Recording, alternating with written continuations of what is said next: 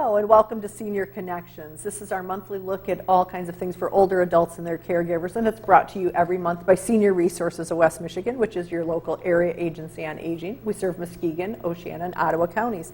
And we're here to navigate what can be a confusing network of services and programs that are available for older adults, their family, and friends. We like to inform and assist people with a variety of topics from Medicare prescription benefits to long-term care options, services for older adults that will help them stay home, much, much more. And today I'm very excited to welcome my coworker, Virginia Vazquez, and we're going to talk about caregiving. We're in December. It's always an important time to talk about caregiving, but Virginia has been working with caregiving for a while, for several years, but is newly named as a full-time caregiver support specialist at Senior Resources. We thought it was so important, the caregiving services, that we've now got somebody devoted full-time to all of that, so it's a new position. And so we're going to hear a lot more about that. And so just tell our viewers a little bit. You've been on before, but it's been a couple of years. Tell us a little bit about your background and how you got to Senior Resources. The beginning of that, well, 6 years ago. We don't have to go to but Well, I started at Senior Resources as a support coordinator, bringing services to homes, people in need of services. And I get up to 90 caseload people. And I realized that the most difficult thing in that moment was the caregiver getting sick more than the person I was taking care of. Mm-hmm. So in that moment is when I said, well, I have to do something with this. Mm-hmm. Who is going to take care of my participant if the caregiver is sick? Mm-hmm. So I start talking to them. I start having two people in the same home trying to help. And talking with my boss, we realized that something has to be done. Mm-hmm. So about 2 years ago, I took care of the caregiver support group in Tanglewood in our main building, and started with 3 people, 3 caregivers that were coming from another caregiver support group, and they were very disappointed because they didn't get what they wanted, and that was my concern. What do you want? Mm-hmm. In that moment is when I decided to start, and I started with a coworker in that minute. Mm-hmm. We were 2, and we started getting people in to bring them information. Mm-hmm. So I call hospice, I call nurses, I call social workers, I call a lot of people that they were interested in know from them. And for half an hour, they started talking about the topic we picked for the day. The rest of the time, we were talking about their problems. Mm-hmm. But one brought another one, and another one, and another one, and 2 years later, we are 35. Oh, wow. In one group. That's an amazing growth. So that doesn't mean that they're all coming, the whole group together, right. Mm-hmm. But the 35 are coming 2 times, not 1, 3 times, not that. Well, mm-hmm. That means that they are interested. Right, absolutely. They're interested, and they're being helped. Great. Well, we just celebrated National Caregivers Month in November, yes, which is, again, just 1 month. We know the importance of caregivers, and we're going to talk a lot about that. But I just want to share a couple of statistics.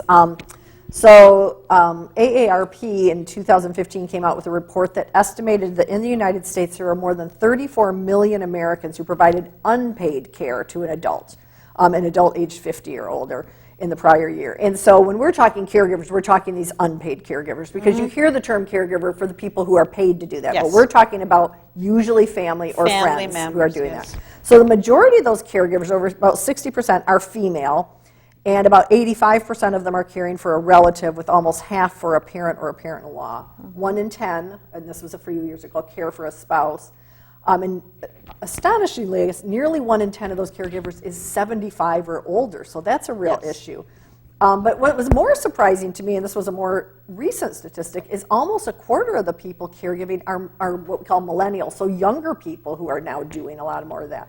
Most caregivers are women, probably not terribly surprising, and well over half of them are at least working part-time, if not full-time. So there is a lot on the plates of these people. So now we're into December, and we're at holidays, which adds 500 more levels Exactly. of stress, it seems like. So I think we've done this in December for the last couple of years. It's a really important time to talk about it. So let's talk a little bit more about this caregiver support group that meets on Fridays at Tanglewood. Tell our viewers all about that. Who can come? Do you have to be 60 to come to that? No, absolutely not.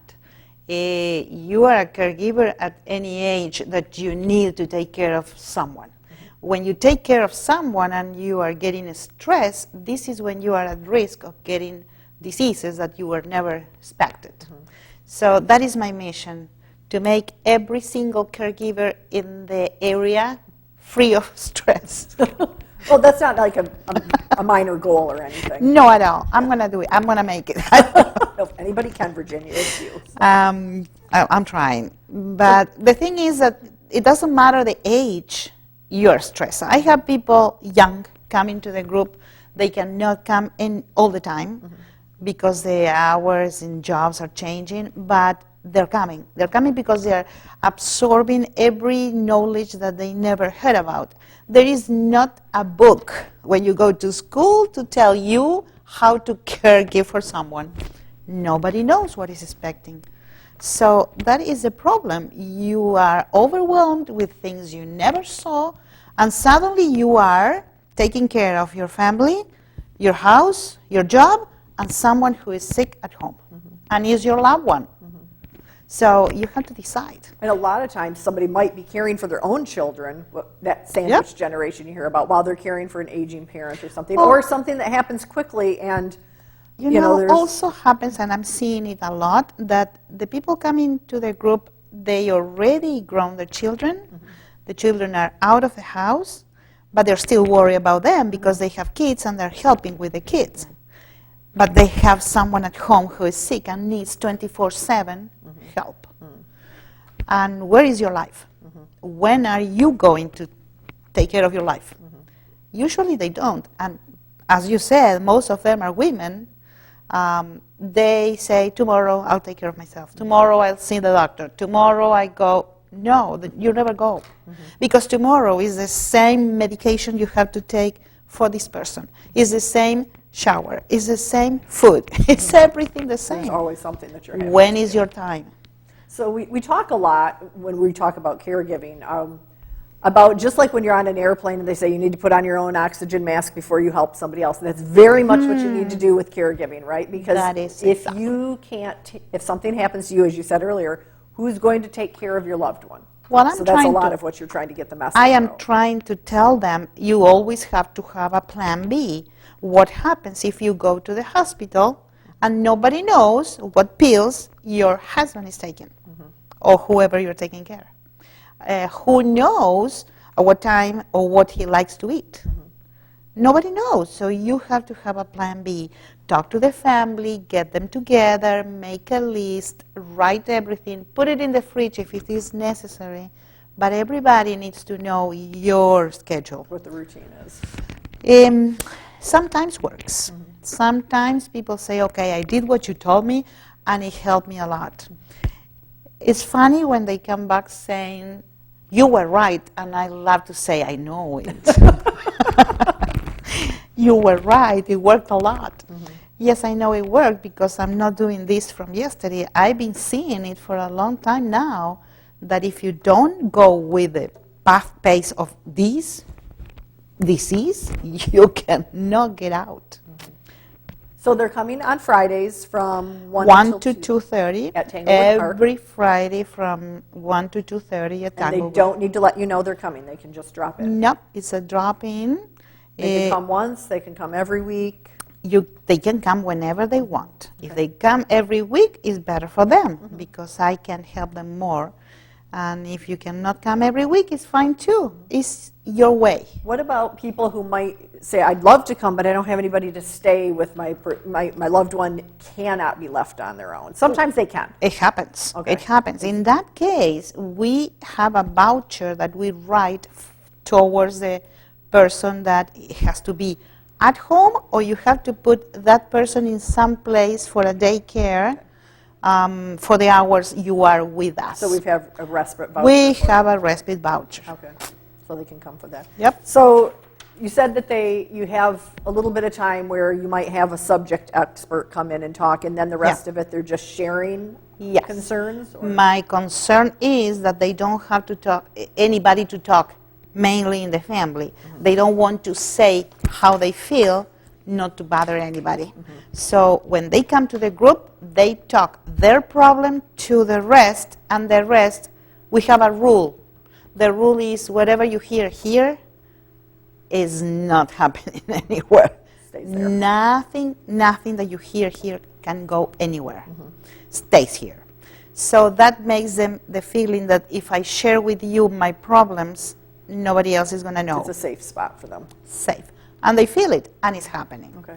And the moment that I notice that somebody else is talking about someone, that person is not allowed to come anymore because he's breaking the rules.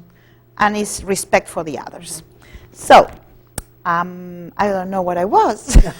So what kind of things have you seen come out of that? So they're sharing. Have you seen Yes, friendships they're sharing. You know, Yes. develop there? They Advice start, shared? the first day they come, they are very shy, they don't want to talk, and I'm not making pressure on anybody. You talk whenever you want.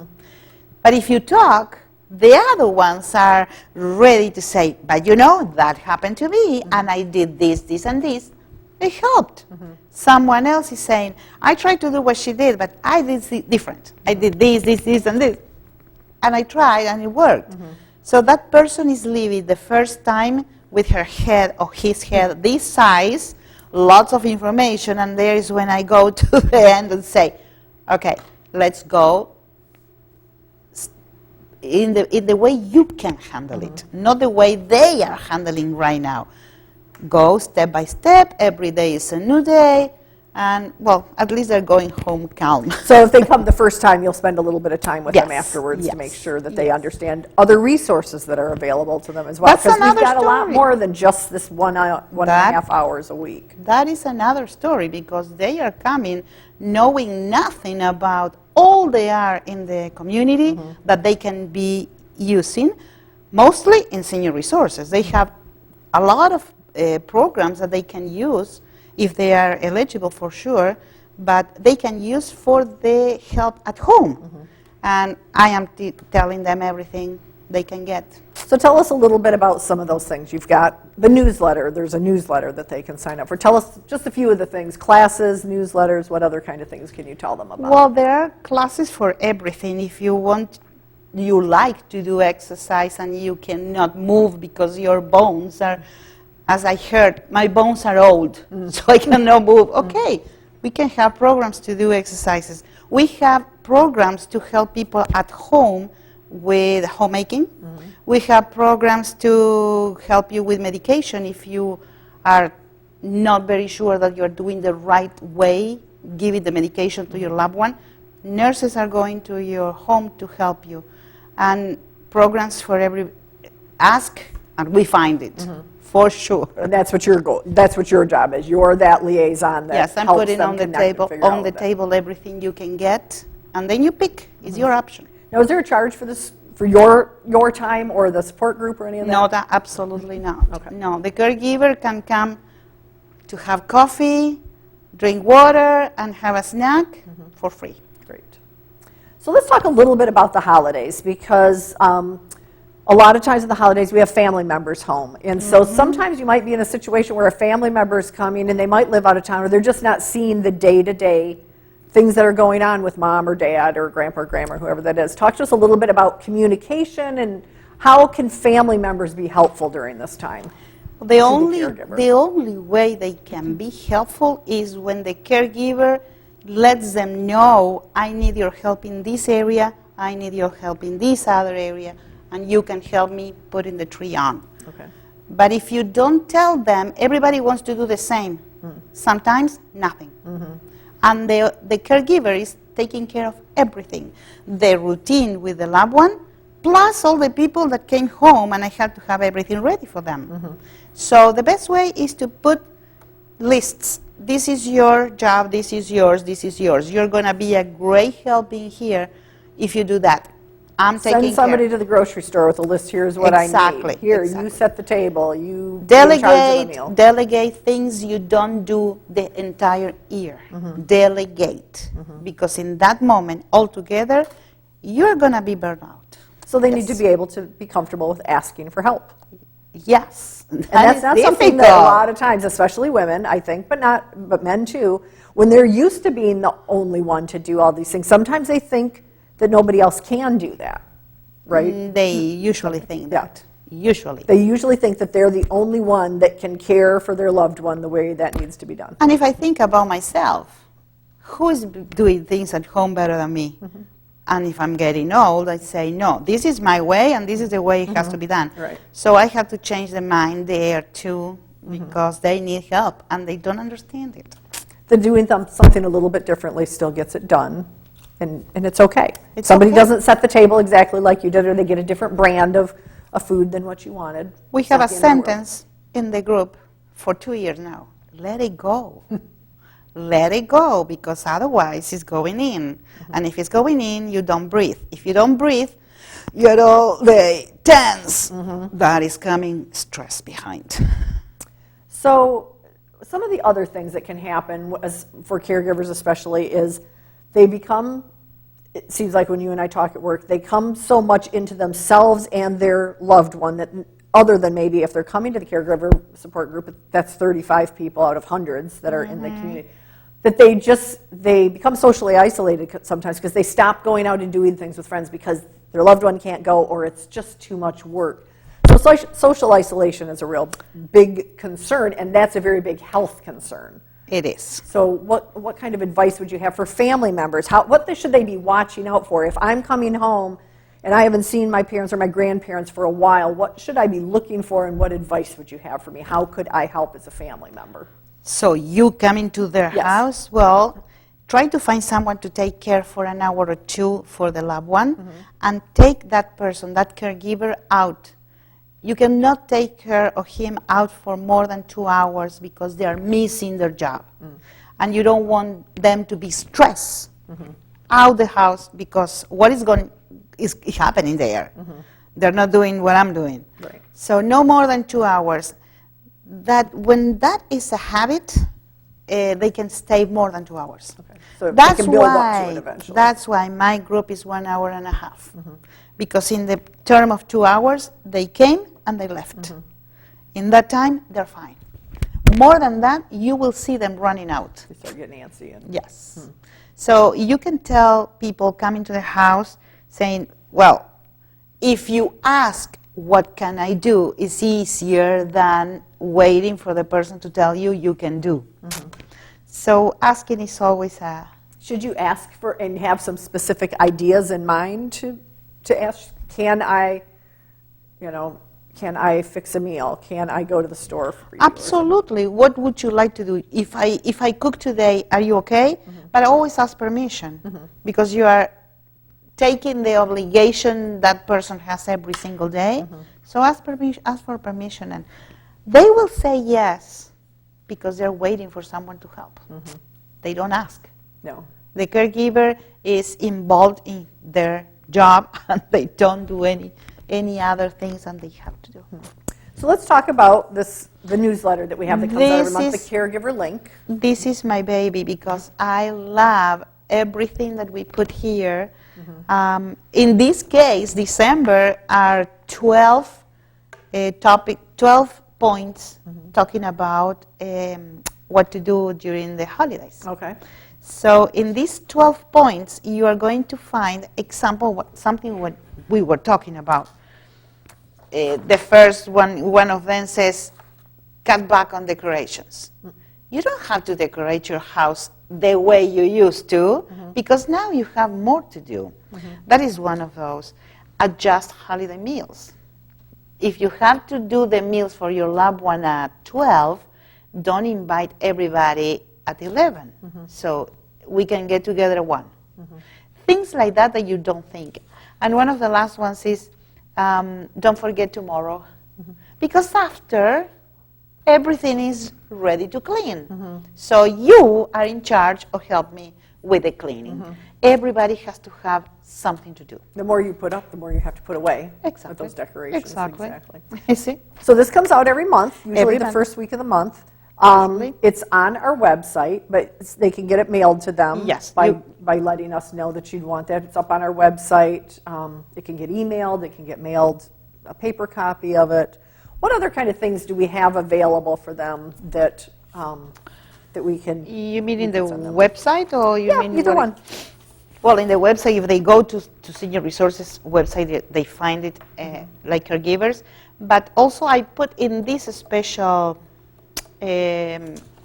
Caregiver link of December, I put link is caregiving.com. Okay. That is very interesting. I get the diploma studying with them to be a caregiver specialist. And I found out in that website that you can chat with a specialist, a caregiver specialist, anytime you want. Okay. So it doesn't matter if you do the training or not, you are a caregiver and you want something. You cannot leave the house, but you want answers. Go to caregiver.com Okay. and you click where it says chat and you write your I question. didn't know about that.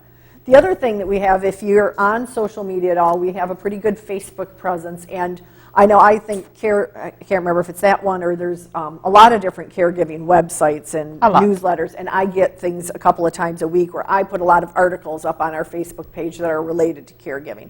And some of them are about specific topics. It might be caregiving with somebody with Alzheimer's or dementia, but it might be just general things. There is a lot of information out there. So on our website, there is a lot of information. We have a Caregivers Corner area. We've got the Active Daily Living website that has a lot of really great articles and information about some helpful hints for that. There's just a lot of different ways that they can get involved with that. And the other thing is, in this group in Muskegon, not everybody has a computer. So that's why I asked them to put the name and address so we can send the caregiver link to their home. And this point, we are opening 2 other groups. One is in Hart, one is in Shelby. Okay. So the one in Hart, we started and we realized that we were very close to them moving. Okay. They're moving to another. Oceana Council on Aging. Yes, they're moving to a different building. So we stop it right now and we're starting again January 6th. Okay. I'm in Shelby, I'm still going because the place in the ladder stays fine. And we have people there, and they're doing a great job going. Great. So we are opening. I am planning to go to the other side, Jennison, Georgetown, probably February, March. So keeping in mind, even though our show concentrates on Muskegon, a lot of people know people in the surrounding counties and we cover, as we've said at the beginning, Oceana, Muskegon, and Ottawa County. So certainly there are services available. There are other caregiver support groups through other partner agencies. We know that there's one at the Little Red House that meets on Thursdays, I think. We know that Evergreen Common has some different things. 4 Points may have some things, I'm not sure. But you can always call our options counselors. And I'll give the number now, and I'll give it again later, 231-733-3585. And they know that information. A lot of it's on our website. But we're always looking to try to expand some of those services. I think looking into 2020, we'll probably see a lot more things offered in caregiving because you've only been in this role for a few months now. Yes, full time, the new position, yes, is a few months. So I am trying to do all together, and it's impossible. I had to go step by step. The same way you take care of someone, you have to prepare all this. I want everybody to know as much as they can. When you are prepared, you can tell others what to do. So tell us let's talk a little bit more about the caregiver support group. So you have men involved in that, have been to it once or twice? Yes, we have. Yes. And they became friends. They didn't know each other, and now they're friends that are going for coffee together. Oh, nice. And one of the men is helping me, this amazing guy is helping me when I go to Hart or Shelby. He helped me opening the groups. He said, if I tell my story, maybe it's helping others. And it worked very well, very well. And he went with me in the beginning, and I said, well, in winter, no, You stay home. I don't want him to Right, be going on sick. the roads, right. No. So, yes, it's amazing. And you have some people, I can think of at least one, you have some people who maybe aren't currently caregiving because their loved one has passed, who still come to the group, though, because of those relationships, right? That is amazing, too, because I never expected. I have right now 1, 2, 3, at least 3 widows coming. They started with us when they were taking care of their husbands, and then in the middle, they passed, and they're still coming. So I was wondering one day, sitting in my desk, saying, is this a caregiver support group? Is this a grief group? What is this? Well, it's all together, because the others were helping them to go through the moment they were having in this. And that's really that's the end of the caregiving journey, really. It is. But it's difficult also for them, because suddenly you were so busy, and suddenly you have nothing to do. Your job is done. So the caregiver support group is helping them to have an activity to go where they want to go. And then they still can share the stories of things that happened while they were caregiving. Oh, they help a lot. They help a lot. They know. Yeah. So it's really everybody's getting something out of it, even if they're not currently caregiving. And as I said always, we're so crazy that we laugh much that we should cry. No, they say, we should be crying here. Why? You come here to stay 2 hours in a different environment. Why are we crying? No, we're laughing and we're crazy and we laugh a lot. Well, that's good. And you cannot be serious with me anyway. No, that's pretty much impossible with you, Virginia. So we've got about 2 minutes left. Any last words of advice for people who are caregivers or know somebody who's a caregiver? What would you say to them? I will say, try to come one time to a group. It doesn't matter if it's my group or any other group, but go to meet people in a group. You will be amazed of what you find. Because we do have some specialized groups, like the Alzheimer's Association has some for people who are dealing specifically with dementia. Some of our people at our caregiver group are dealing with dementia, but not everybody. Not everybody. And one of the things that I know from the 1 or 2 times I've been is that sometimes that gives you a different perspective, because sometimes you can think that your situation is horribly dire, is the worst, and then you hear something and think, oh, I'm not having to deal with that. And that is real and true. So it gives them a perspective and is very helpful for that.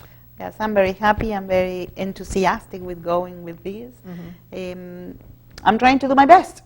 So I invite everybody to go every Friday at 1 o'clock. Every Friday, 1 o'clock at Tanglewood Park. You do not need to have a reservation. It goes till 2:30. Exactly. You're willing to spend a little bit of time afterwards with people if Always. they have some time to stay, or they could set up an appointment with you. And on top of that, if they don't want to go, I go to the house. Okay, good to know. Yes. So you would go and meet with somebody individually meet- and try to see what other resources and connect them. Because if the caregiver support group isn't right for them, you've got lots of I other go things. to the home. Okay. Yes. So, as she's given me about a 30-second warning, we're just going to remind us that this is our friend, Virginia Vazquez. She is the expert on things with caregiver support. Kind of. You can anytime call. You can find things on our website, but if you don't have computer access, call our options counselors Monday through Friday at 231-733-3585. If you can't remember that, you can always call 211. Tell them you want information about caregiving. They know how to reach us, and they'll get a hold of us. Virginia, thanks for joining me. You're very We welcome. really appreciate all the information. Very welcome. We hope it's been helpful, and we wish you a very happy holiday season, and we'll look forward to seeing you in 2020. Thanks for joining us today. Merry Christmas.